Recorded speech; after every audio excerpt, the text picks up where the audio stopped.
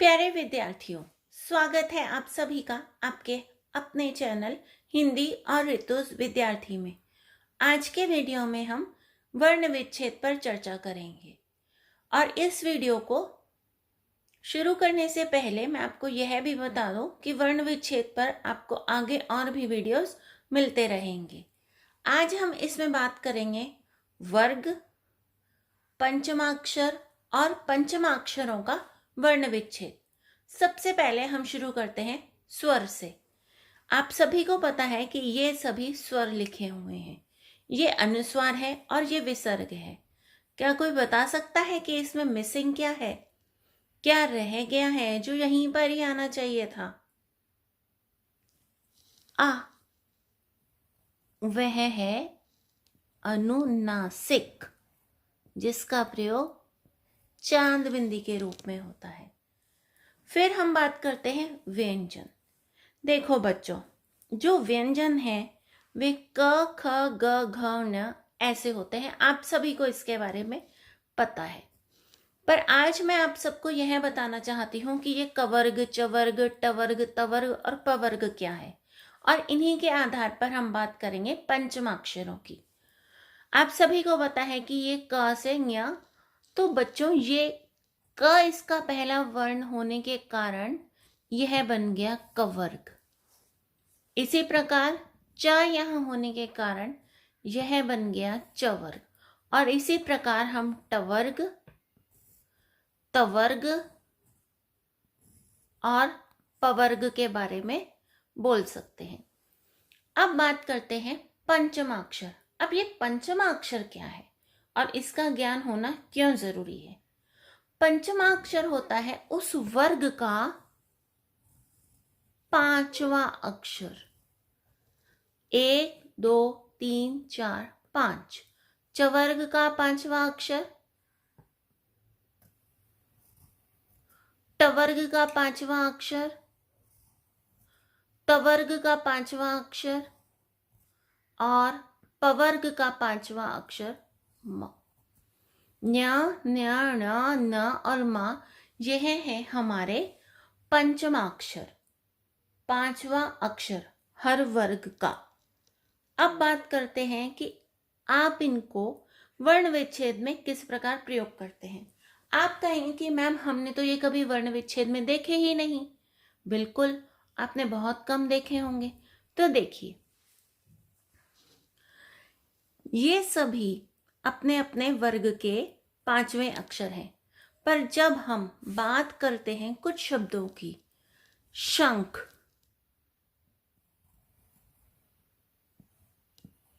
ध्यान से सुनिएगा, शंख, जब हमने यहां पे शंख लिखा तो ख कौन से वर्ण में आया? सॉरी, ख वर्ण कौन से वर्ग में आया? ख वर्ण आया कवर्ग में। तो जब हम शंख का वर्ण विच्छेद करेंगे, जब हम शंख का वर्ण विच्छेद करेंगे तो हम उसमें अनुस्वार की जगह पर अंगा लगाएंगे। इसी प्रकार अगर हम चंचल का वर्ण विच्छेद करेंगे, चंचल,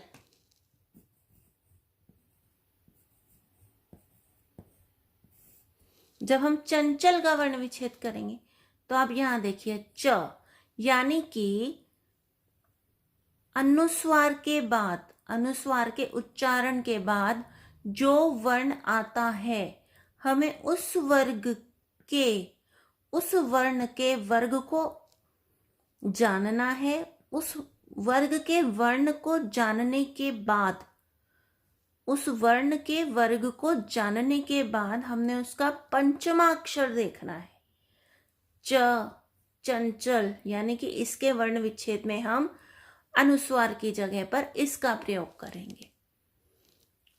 अब आपको यह बात मैं और उदाहरणों से समझा दूंगी। अब आप कहेंगे कि मैम यहाँ या, रा, ला, वा, श, श, स, ह लिखा है और यहाँ पर तो कोई पांचवा अक्षर ही नहीं है। जब ऐसे वर्ण आएंगे तब हम उनका वर्ण विच्छेद कैसे करेंगे? बिल्कुल सही बात है, तब हम उनके वर्ण विच्छेद में अनुस्वार की जगह पर बच्चों प्रयोग करेंगे न का। यह एक नियम है, न का प्रयोग किया जाएगा और मैं आप सभी को इसके बारे में अभी बताने जा रही हूं। तो ये देखिए आपके अभ्यास के लिए कुछ शब्द। सबसे पहले शंख। शंख ख, क वर्ग में आएगा, अंग का प्रयोग होगा। अंजन ज और अनुस्वार ये रहा। ट वर्ग में आएगा कंठ ठ, ट वर्ग में आएगा और न। संतरा त, ये अनुस्वार है, त वर्ग में आएगा, वर्ण विच्छेद में आएगा न। अम्बा ब म, यानी कि प वर्ग में आएगा और इसके वर्ण विच्छेद में आएगा म। तो आइए इनका वर्ण विच्छेद एक बार करके देखते हैं। शंख, तो शंख के वर्ण विच्छेद में आएगा श,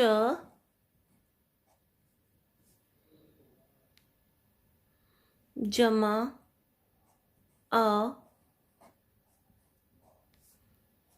जमा अंगा, जमा ख,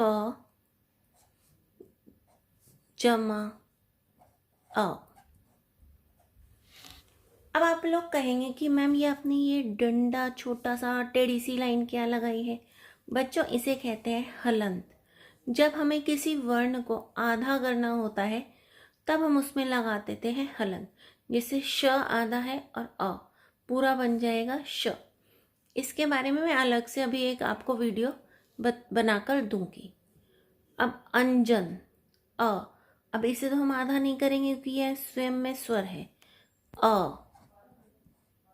अब ये आ रहा है ज, ज किस में आता है, ज आता है आपका, ये वाला प्रयोग होगा अन्न, जमा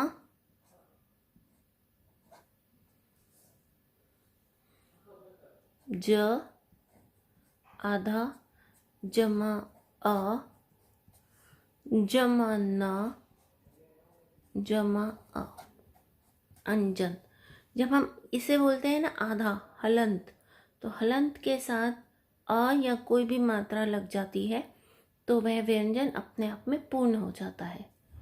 कंठ, कंठ ठ देखिएगा, ठ आएगा ट वर्ग में ण, तो क आधा जमा अ, जमा न्य, जमा ठ, जमा अ, कंठ। फिर है संतरा, संतरा में त, अनुस्वार के बाद त की आवाज आ रही है, संतरा। स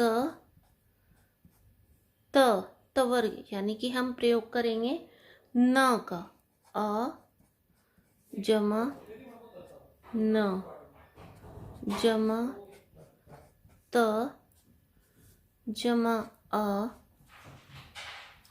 जमा र, जमा बड़ा अ, संतरा। अम्बा अ, ब की आवाज आ रही है, ब में आएगा म,